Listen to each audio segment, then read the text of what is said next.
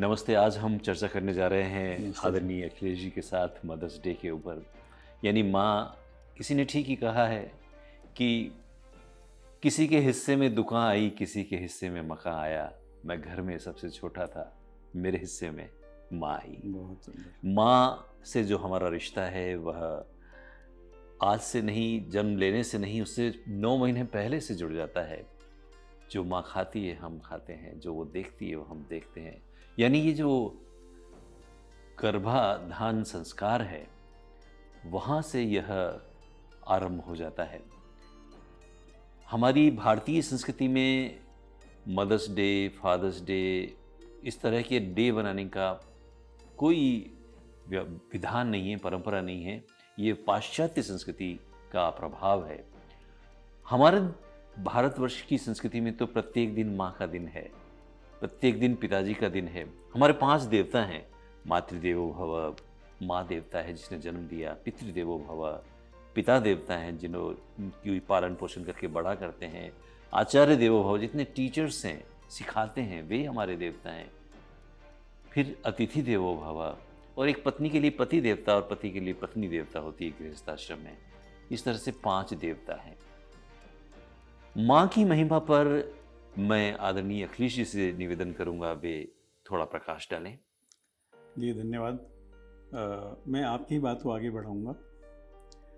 जैसा कि आपने माँ के बारे में कहा, सौभाग्य है, कोई बात नहीं, भले ही पाश्चात्य संस्कृति में से आया, लेकिन माँ को स्मरण करने का एक बड़ा अच्छा अवसर है।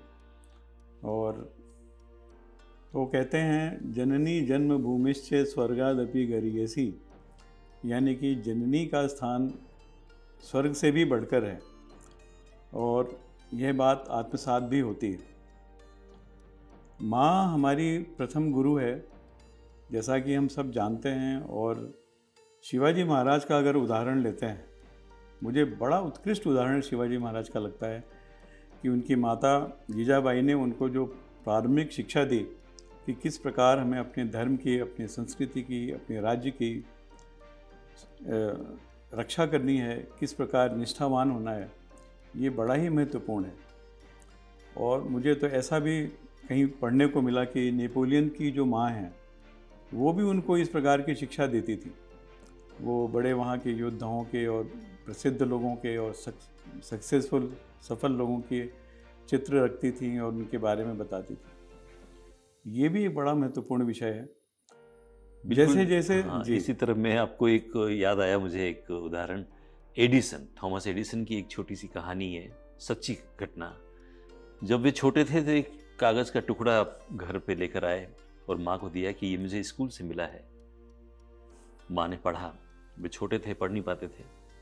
माँ ने पढ़ा और कहा कि इसमें लिखा है कि आपका बेटा इतना जीनियस है कि हमारा स्कूल थोड़ा छोटे स्तर का है, पढ़ा नहीं, आपके बच्चे को पढ़ा नहीं सकता है। फिर माँ ने कहा कि मैं पढ़ाऊंगी तुझे। बरसों बाद जब उनकी माँ शांत हो गई, गुजर गई, तो वे उनकी माँ की अलमारी को, इस सामान को देख रहे थे तो अचानक वही कागज़ का टुकड़ा उन्हें मिला। तब तक वे एक महान वैज्ञानिक बन चुके थे। बहुत सुंदर, तो बहुत उन्होंने सुंदर। उस कागज़ के टुकड़े को देखा और उसमें लिखा था कि आपका बेटा मानसिक रूप से इतना कमज़ोर है कि हम इसे अपने स्कूल में नहीं पढ़ा सकते। जी, एडिसन ने जब ये पढ़ा तो उनकी आंखों में पानी आ गया। वे आंखें छलछला उठी, भावुक हो उठे कि एक कम दिमाग वाले व्यक्ति, छोटे से बच्चे को एक माँ ने एक सदी का महान वैज्ञानिक बना दिया। तो ये एक माँ की महत्ता है। वीर शिरोमणि महाराणा प्रताप हो, छत्रपति शिवाजी महाराज हो, जी। भगवान राम को माँ कौशल्या ने का निर्माण किया।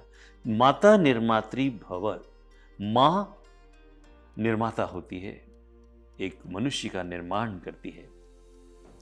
इतना ही नहीं, हमारी धर्म संस्कृति में यदि आप देखें तो जो नवरात्रियां हैं, इसमें 9 प्रकार की माताओं की पूजा होती है।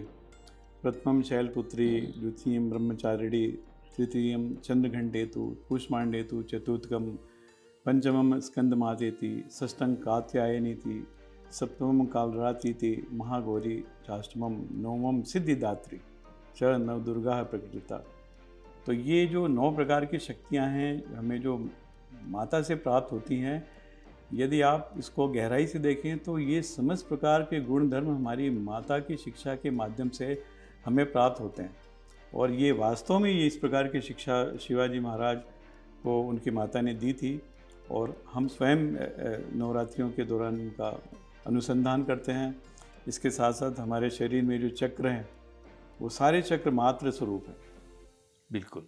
तो माता की तो महिमा जितनी भी करें कम है, लेकिन आज के परिप्रेक्ष्य में देखें तो परिस्थिति कुछ हास्यास्पद आती है। परिस्थितियाँ बदल चुकी हैं, अर्थयुग आ चुका है, और माता पिता लगभग एक स्तर पे आकर के अपने घर परिवार को चला रहे हैं।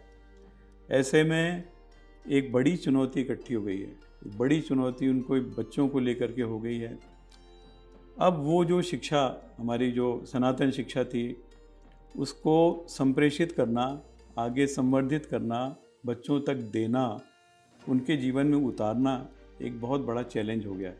बिल्कुल सही कह रहे हैं। और यानी मैं दोनों तो कहता हूँ कि मातृ दिवस के अवसर पर ये एक संदेश भी जाना चाहिए कि हमें उन्हें पुनर्स्थापित करने के लिए निश्चित रूप से कुछ न कुछ प्रयास करने पड़ेंगे। सही है। और यदि हम उसके प्रयास को करने के लिए कुछ चीज़ों का बलिदान देना पड़े, कहने का मेरा तात्पर्य ये है कि हम अपनी प्रोफेशनल लाइफ से कुछ समय निकाल करके बच्चों के साथ में इंटरेक्शन करके और हम उन्हें कुछ सिखा सकें, तो बहुत ही आवश्यक है और बहुत ही उपयोगी भी बिल्कुल रहेगा। सही है। वो भले ही हम उनको कहानियों के माध्यम से दें, कथाओं के माध्यम से दें या किसी अन्य प्रकार से दें, बच्चों को इस प्रकार की शिक्षा दी जानी बहुत ही आवश्यक है।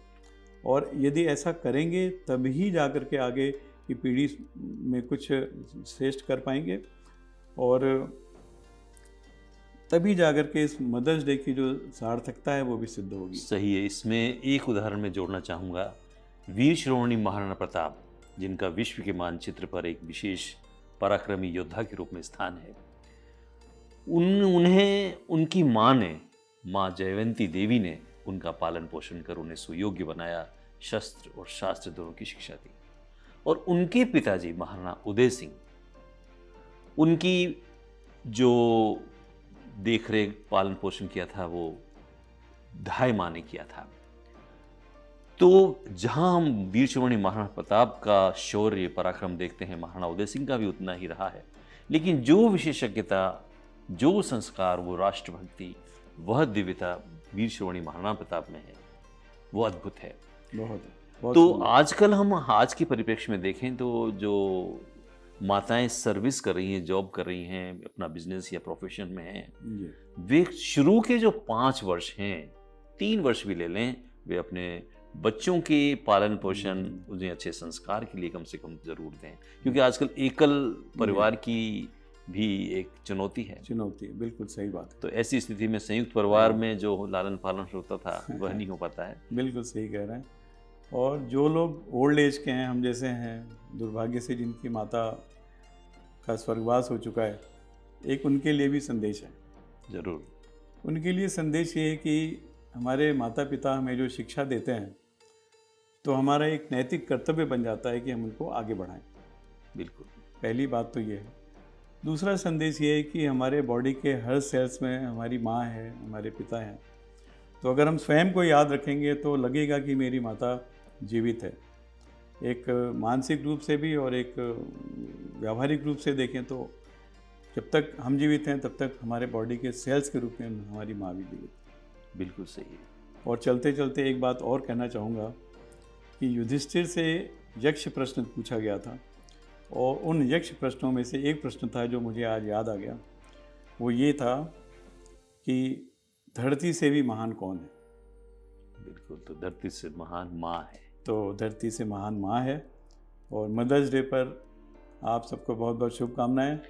और मैं समझता हूँ कि आगे आने वाले दिनों में हम सब में जो माताएं हैं वो श्रेष्ठतर अपना रोल निभा पाएंगी, और हम अपनी माताओं को इसके अवसर पर याद कर रहे हैं।